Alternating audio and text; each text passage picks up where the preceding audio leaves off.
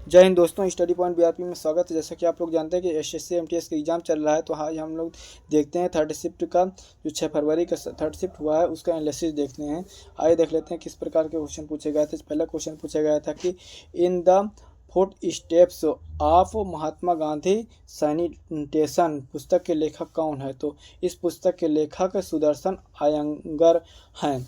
तो आइए इसके बारे में देख लेते हैं। और सुदर्शन आयंगर गुजरात विद्यापीठ अहमदाबाद के पूर्व कुलपति और गांधी हेरिटेज मिशन के सदस्य। यह पुस्तक प्रकाशन विभाग सूचना और प्रशासन मंत्रालय भारत सरकार द्वारा प्रकाशित की गई थी। यह स्वच्छता और महात्मा गांधी के विचारों और लेखक पर आधारित है। अगला क्वेश्चन देख लेते हैं। अगला क्वेश्चन पूछा गया था कि ग्लोबल फायर पावर इंडेक्स 2025 में किस देश के प्रथम स्थान था। तो ग्लोबल फायर पावर इंडेक्स में 2025 में यूएसए संयुक्त राज्य अमेरिका का था। ठीक, जो कि यूएसए का स्कोर था 0.0744 रहा था। शीर्ष 3 देशों में से पहले स्थान पर अमेरिका, दूसरे स्थान पर रूस, तीसरे स्थान पर चीन और भारत इस इंडेक्स में चौथे स्थान पर रहा है। यह रैंकिंग सैन्य टुकड़ियों की संख्या, वित्तीय स्थिति, लॉजिस्टिक उपलब्धता, संसाधन और भूगोल जैसे 60 देश अधिक कारकों का विश्लेषण करके तैयार की जाती है। ठीक, आइए देख लेते हैं अगला क्वेश्चन कि उभयचर जैसे मेढक के हृदय में कितने कक्ष चैम्बर होते हैं। उभयचर के हृदय में लगभग 3 चैम्बर होते हैं। तो 3 कक्षों में 2 अलिंद और 1 निलय होता है। जो मछलियों के हृदय में 2 कक्ष होते हैं और सरीसृप में 3 कक्ष होते हैं। और पक्षियों में, स्तनधारियों, मैमल्स और मानव में हृदय में 4 कक्ष होते हैं। जैसे मानव में पूछा जाए तो 4 कक्ष होते हैं मानव में। अगला क्वेश्चन पूछा गया था कि निम्नलिखित में से कौन सा नृत्य नागालैंड राज्य में का एक प्रसिद्ध लोक नृत्य है। तो लेसा लप्तू वो नागालैंड का राज्य का एक प्रसिद्ध लोक नृत्य है। तो आइए देख लेते हैं लेसा लप्तू के बारे में। यह नृत्य मुख्य रूप से नागालैंड की नागा जनजाति द्वारा, विशेष रूप से फोमा नागा जनजाति द्वारा समुदाय पर एकत्र और सांस्कृतिक उत्सव के अवसर पर किया जाता है। नागालैंड के अन्य प्रसिद्ध लोक नृत्य अलाट्टू, खंभा, लीम और मोयासाई ये शामिल हैं। लेजिम महाराष्ट्र का लोक नृत्य है और बिहू असम का प्रसिद्ध लोक नृत्य है। लावड़ी महाराष्ट्र का एक पारंपरिक गायक नृत्य है। आइए अगला क्वेश्चन देख लेते हैं। 13 अप्रैल 1919 को भारत के इतिहास में कौन सा महत्वपूर्ण घटना हुई थी। 13 अप्रैल 1919 को जलियांवाला बाग की घटना हुई थी, जो कि सत्यपाल और डॉक्टर किचलू को गिरफ्तार कर लिया गया था, इसीलिए ये घटना हुई थी। तो आइए देख लेते हैं इसके बारे में और जानकारी। यह घटना पंजाब के अमृतसर के बैसाखी के दिन हुई थी। ये लोग रॉलेट एक्ट का विरोध करते हुए अपने नेताओं को डॉक्टर सैफुद्दीन किचलू और डॉक्टर सत्यपाल की गिरफ्तारी के खिलाफ शांतिपूर्ण विरोध प्रदर्शन एकत्र कर ब्रिटिश जनरल रेजिनोल्ड और डायर ने बिना किसी चेतावनी के भीड़ पर गोलियां चलाने का आदेश दे दिया था, जिससे सैकड़ों निर्दोष लोगों के मारे गए थे। इस क्रूर घटना का विरोध रविन्द्रनाथ टैगोर ने अपनी नाइटहुड की उपाधि को लौटा दिया था। अगला क्वेश्चन पूछा गया था कि प्राचीन इंद्रप्रस्थ के स्थल पर दीनपन्हा नामक शहर की स्थापना किसने की थी। तो दीनपन्हा नामक शहर की स्थापना मुगल बादशाह हुमायूं द्वारा 1533 से 1534 ईस्वी के बीच की गई थी।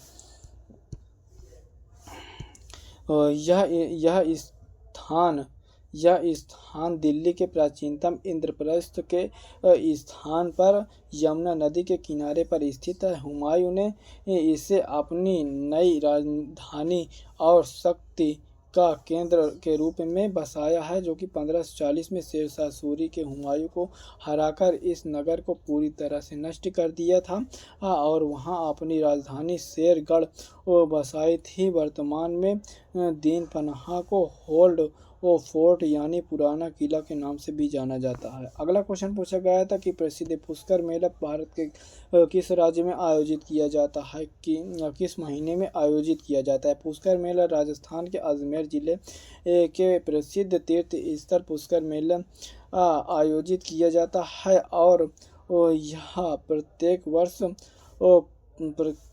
वर्ष कार्तिक पूर्णिमा अक्टूबर और नवंबर के अवसर पर लगता है। अतिरिक्त तथ्य पुष्कर मेला दुनिया का सबसे बड़ा ऊँटों का पशुओं का मेला है।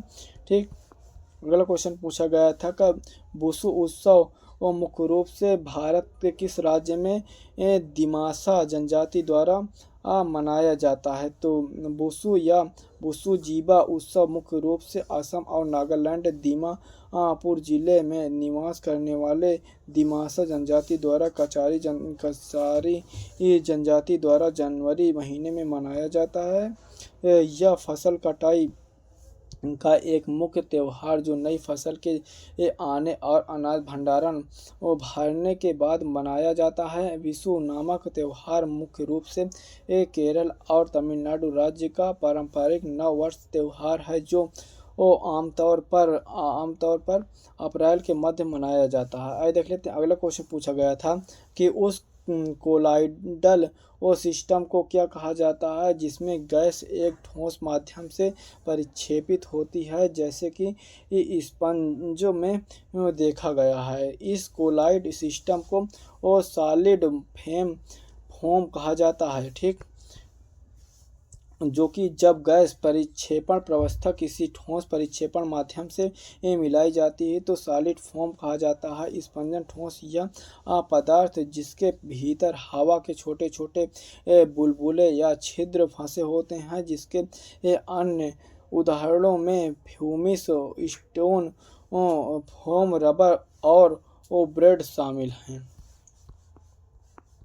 आगे हो जाएगा कि टेनिस के एक सामान्य गेम को जीतने के लिए किस एक खिलाड़ी को न्यूनतम कितने पॉइंट प्राप्त करने होते हैं। टेनिस के एक सामान्य गेम के जीतने के लिए एक खिलाड़ी को न्यूनतम 4 अंक प्राप्त करने होते हैं। अतिरिक्त जानकारी है इसमें, टेनिस में 0, 15, 30 और 40 के रूप में गिना जाता है। यदि कोई एक खिलाड़ी लगातार अंक जीतता है तो उसे एक गेम जीतने के लिए कम से कम 4 अंकों की आवश्यकता होती है।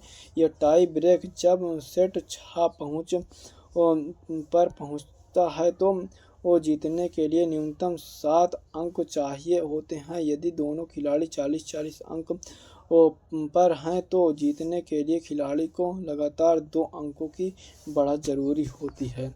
अगला क्वेश्चन पूछा गया था कि भारतीय संविधान के भागों के संबंध में निम्नलिखित में से कौन सा विकल्प सही नहीं दिया गया था। तो भाग 10 पंचायत से संबंधित है, भाग 17 आधिकारिक रूप से भाषा से संबंधित है। तो इसका आंसर हो जाए कि पहला कथन जो है कि असत्य था, भाग 10 जो पंचायती संबंधित नहीं है। आइए देख लेते हैं इसके बारे में। भाग संविधान की पंचायतों का उल्लेख भाग 9 में अनुच्छेद 243 से 243 ओ में किया गया है और भाग 10 वास्तव में अनुसूचित और अनुसूचित क्षेत्रों में संबंधित। दूसरा कथन भाग 17 आधिकारिक भाषा से संबंधित सही संविधान का 17 भाग है। ठीक, आइए अगला क्वेश्चन देख लेते हैं कि किसी वस्तु की काइनेटिक एनर्जी गतिज ऊर्जा में वृद्धि होगी यदि उसकी किसमें वृद्धि की जाए। किसी वस्तु की गतिज ऊर्जा में वृद्धि होगी यदि उसकी वेग या द्रव्यमान में वृद्धि की जाए। तो ठीक, जैसे कि गतिज ऊर्जा के बराबर के ही बराबर होता है 12 mv² होता है। वेग बढ़ने पर गतिज ऊर्जा में काफ़ी वृद्धि होती है क्योंकि यह वेग के वर्ग के समानुपाती होती है। द्रव्यमान बढ़ने पर भी गतिज ऊर्जा बढ़ती है। यदि वेग 2 गुना कर दिया जाए तो गतिज ऊर्जा 4 गुना बढ़ जाती है। वहीं स्थितिज ऊर्जा पोटेंशियल एनर्जी ऊंचाई बढ़ने से बढ़ती है। अगला क्वेश्चन है कि कोरियोलिसिस बल के कारण पौने और गतिमान वस्तुएं उत्तरी गोलार्ध में दाईं ओर और दक्षिणी गोलार्ध में बाईं ओर विचलित हो जाती हैं। यह नियम किसके द्वारा दिया गया है? यह नियम विलियम फेरल द्वारा दिया गया है, जिसे फेरल का नियम भी कहा जाता है। फेरल का नियम पृथ्वी के घूर्णन के कारण लगने वाले कोरियल प्रभाव की व्याख्या करता है। और अगला क्वेश्चन पूछा गया था, यदि आप लोग हमारे चैनल पर नए हैं दोस्तों तो चैनल को सब्सक्राइब कर लीजिएगा, क्योंकि इतना अच्छा कंटेंट दे रहे हैं। तो आइए देख लेते हैं अगला क्वेश्चन। राष्ट्रीय परिवार स्वास्थ्य सर्वेक्षण 2019-21 के अनुसार भारत में कुल जनसंख्या का लिंगानुपात 1000 पुरुषों को 1000 महिलाओं व कितना दर्ज किया गया था? राष्ट्रीय परिसर सर्वेक्षण 5/2019-21 के अनुसार भारत में पहली बार लिंगानुपात 1000 पुरुषों पर 1020 महिलाएं दर्ज की गई थी। और NFHO में यह आंकड़ा 991 रहा है, जिसमें 29 अंकों का सुधार देखा गया। ग्रामीण क्षेत्र में लिंगानुपात 1037 और शहरी क्षेत्रों में 985 रहा है। जन्म के समय लिंगानुपात पिछले 5 वर्षों में पैदा बच्चों की 929 रहा है, जबकि अभी भी प्राकृतिक मानक 952 से कम है। अगला क्वेश्चन है कि निम्नलिखित में से कौन सा एक तत्ववाद यानी तारवाद यंत्र है? तो वीणा या सितार एक तत्ववाद या तारवाद यंत्र का उदाहरण है। जो कि तत्ववाद ऐसे वाद्य यंत्र होते हैं जिनके ध्वनि तारों के कंपन के उत्पन्न होती है, जिनके अन्य उदाहरणों सारंगी एक तारा, सरोद, कामयाचा, रबाऊ, भंपंग और तानपुरा शामिल है। वीणा को सबसे प्राचीन और प्रमुख तत्ववाद माना जाता है। बांसुरी एक सुशिर वाद्य यंत्र है, जिसमें हवा फूंक पर ध्वनि पर उत्पन्न होती है। तबला एक ढोलक अवरोध वाद्य यंत्र है। मजीरा और झांझ धनवाद से बने, जिन्हें आपस में टकराया जाता है। अगला क्वेश्चन पूछा गया था कि एंड्रियल हार्मोन, जिसे लड़ो या उड़ो हार्मोन के नाम से भी जाना जाता है, यह किस ग्रंथि द्वारा स्रावित होता है? एंड्रियल हार्मोन एंड्रियल ग्लैंड द्वारा स्रावित होता है।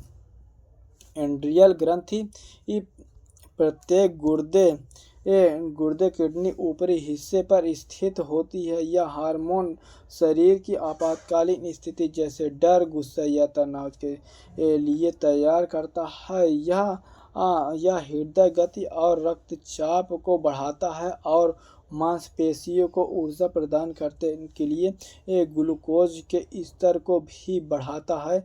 और इसे आपातकालीन हार्मोन या 3F हार्मोन या फियर फ्लाइट फाइट के नाम से भी जाना जाता है। पीयूष ग्रंथि यानी पिट्यूटरी ग्लैंड को मास्टर ग्रंथि के नाम से भी जाना जाता है। यह ग्रंथि हार्मोन वृद्धि के स्रावित करती है। अग्नाशय इंसुलिन और ग्लूकागन का उत्पादन करता है, जो अतिरिक्त शर्करा का नियंत्रित करता है।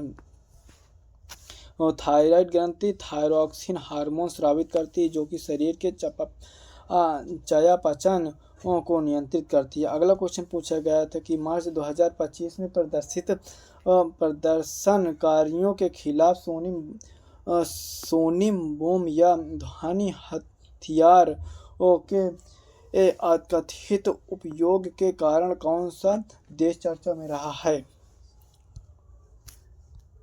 इसका उत्तर हो जाएगी मार्च 2025 में ध्वनि हथियार के कथित उपयोग के कारण सर्बिया देश चर्चा में रहा है। अतिरिक्त जानकारी जो हो जाएगी 15 मार्च 2025 को सर्बिया देश की राजधानी बेलग्रेड में भ्रष्टाचार के खिलाफ और विशाल रैली का आयोजन किया गया था, जो कि प्रदर्शनकारियों के मानवाधिकार समूहों को दावा करता है कि पुलिस ने भीड़ को तितर-बितर करने के लिए सैन्य ग्रेनेड साउंड को उपयोग किया था। अगला क्वेश्चन पूछा गया था कि ये कोलकाता बंदरगाह के भार को कम करने के लिए उसमें लगभग 105 किलोमीटर हुगली नदी के मुहाने पर कौन सा सहायक बंदरगाह बनाया गया है। तो कोलकाता बंदरगाह भार कम करने के लिए हुगली बंदरगाह पर हल्दिया बंदरगाह को बनाया गया है।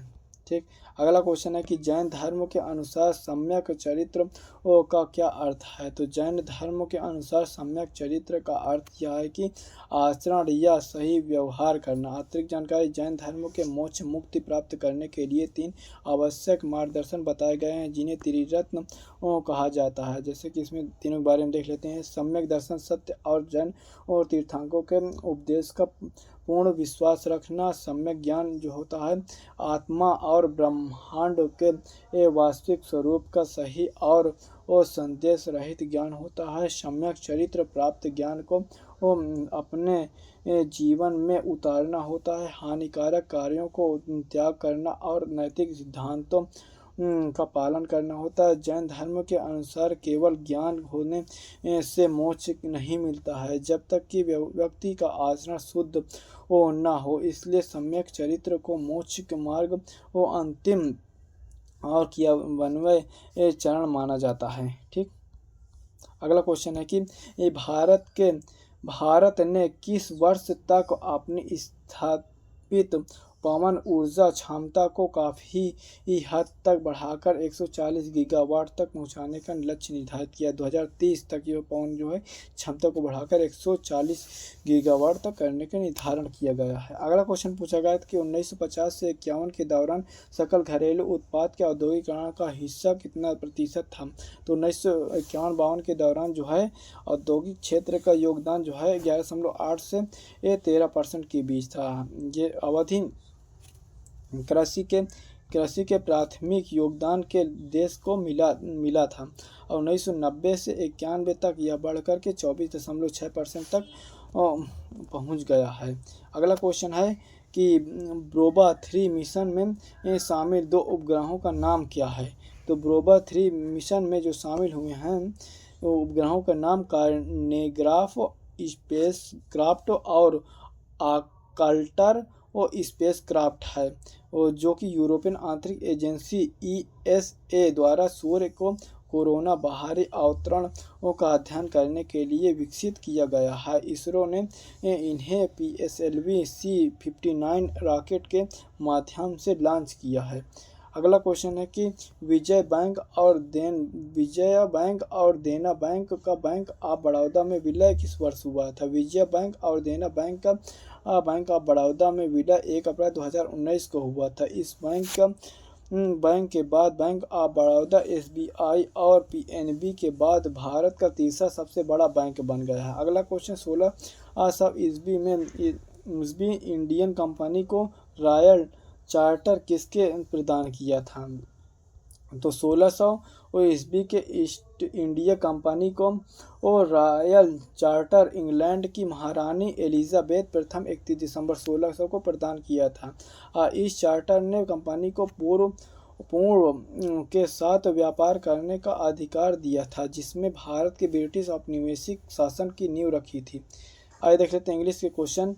इसमें प्रपोजिशन से पूछा गया था कि any sports car is fill in the blank cells in Shastri Nagar.